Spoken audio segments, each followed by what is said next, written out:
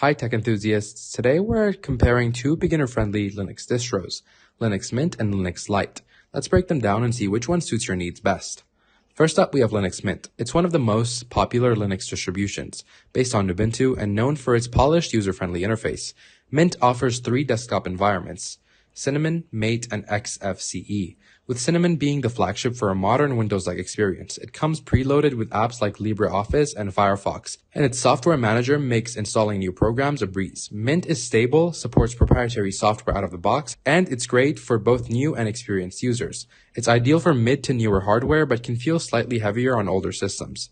Now, Linux Lite. Also based on Ubuntu, Linux Lite is designed to be lightweight and simple. It's perfect for older or low-spec hardware. It uses a customized XFCE desktop, mimicking a Windows layout to ease the transition for new users. It's lean, with minimal pre-installed apps, but includes essentials like Chrome. Linux Lite avoids bloat like Snap or Flatpak by default, prioritizing speed and reliability. It's a solid choice for reviving old PCs, but may lack some of Mint's polish. So, how do they stack up? Well, Mint is more feature-rich, with multiple desktop options and a polished interface. It makes it better for users who want a complete, modern experience on decent hardware. Linux Lite shines to low-end systems, offering fast performance and simplicity, though it is less customizable.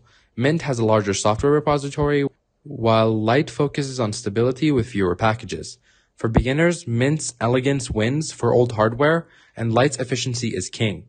For beginners, Mint's elegance wins, and for old hardware, Lite's efficiency is king. Which is better? Mint for a robust, user-friendly experience, and Lite for breathing life into old PCs. Try them both via live USB to decide. Like and subscribe for more tips like this one, and I'll see you in the next video.